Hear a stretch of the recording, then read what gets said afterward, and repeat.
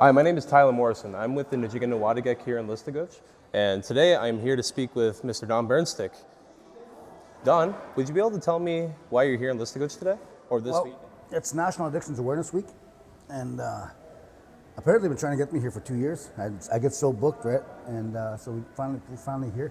I'm here to do some presentations, do a comedy show, of course, and entertain the people without booze and drugs. You know, just have people come together and have a good time. When did you start talking about a lot of these issues, like addictions, booze and drugs, even family violence? You spoke about that yesterday. I think after my first 2 years of sobriety, my first year I was just trying to get myself sober and maintain it, and then the second year was about training and going back to school, and then the third year I was told to go and share my voice, because back then there was no young sober Native males, so I was out there just speaking about that, what it was like to be a young sober Native male.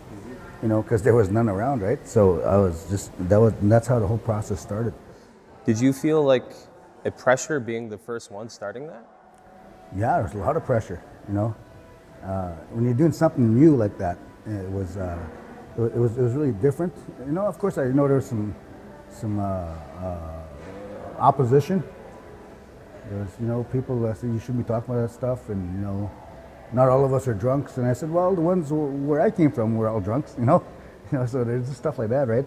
So it's opposition to that, but it gave me a voice, and then what I found is that it was inspiring people.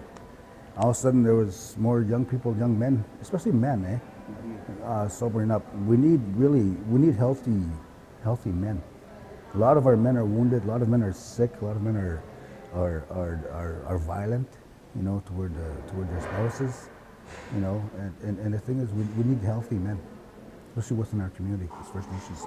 Throughout the past few decades, you've been talking about these issues. Have anybody has come up to you and actually acknowledged the fact that you have helped them? Because that's one of the beautiful things that's happened in my life. I've had people say, you saved my life, or you really helped me when I needed it, and your words helped me, you're a good role model. You know, and I've heard that lots, different stories, you know, and even people in my own lives, you know, that my own family members help them try to get sober. Then they actually sober up, and then they give me credit. And that's not why I do it, you know. I just want to be an example, right? You know, so it's pretty powerful, right?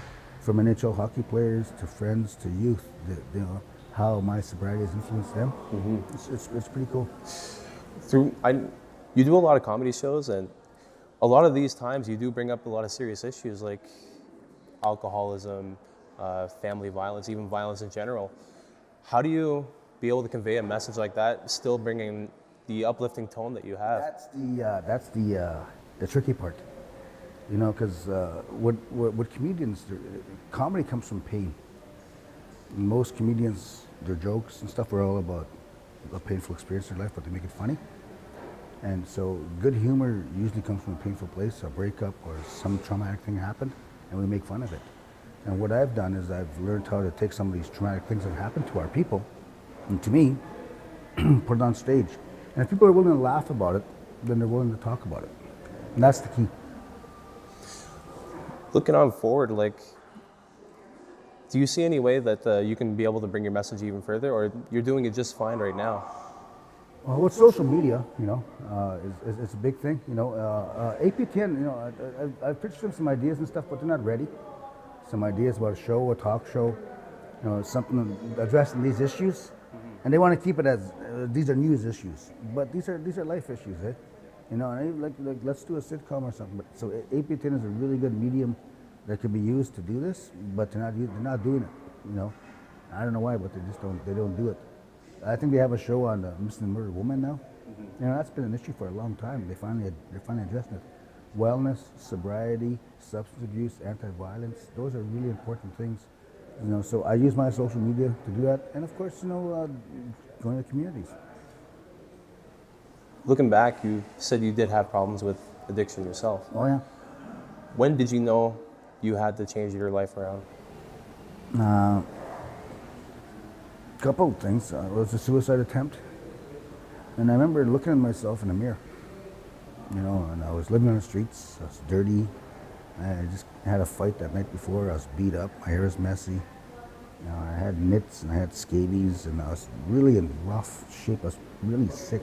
physically, emotionally, spiritually. I was just sick. And I didn't want to die. The value of my life kind of came alive, eh? So I did whatever it took. I used to do whatever it took to get high and to get drunk. I had to shift that energy and do whatever it took to get sober. So that's what I did. Has a lot of the comedy been helping you to keep moving forward with that? Oh yeah, yeah. And my first show was 20 years ago, right? Only 4 people showed up. I still did the show for them. There's only 4 there. And I never knew it was going to be what it is today. But I really used it as a format to forward my agenda on wellness, on sobriety. So I don't do shows in bars. I don't do these things. I don't swear on stage. So it's very wellness based. And the thing is, a lot of other comedians have asked me how I did it, and I said, well, this is how I did it. But number one thing is you got to be funny. You need to be funny. And our people, I know what makes our people laugh. Like last night, you had people wiping their eyes and they're laughing so hard and they roar and their heads are going back. That's native laughter. You don't have that kind of laughter in a comedy club, and maybe you do, but I've never seen it. So I try to use this in a good way, and I keep walking this path. It was blazed before me by Charlie Hill and by Winston Watney, and I continue to walk it. You've been down such a really tumultuous road. You've worked a lot to get here. When was that moment in time you knew that you had like the idea that you've kind of made it, but you are also going in the right path? A couple things. When I have people say, you helped me sober up. When I have people come to me and say, my dad died from cancer, he was sick, but he was a big fan of yours. My grandmother passed away, my mom passed away, but they were big fans of yours.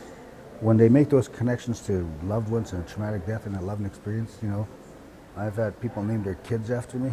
Not my kids, but, just stuff like that. It's just, it's really overwhelming, but I think it's because it comes from a really good place.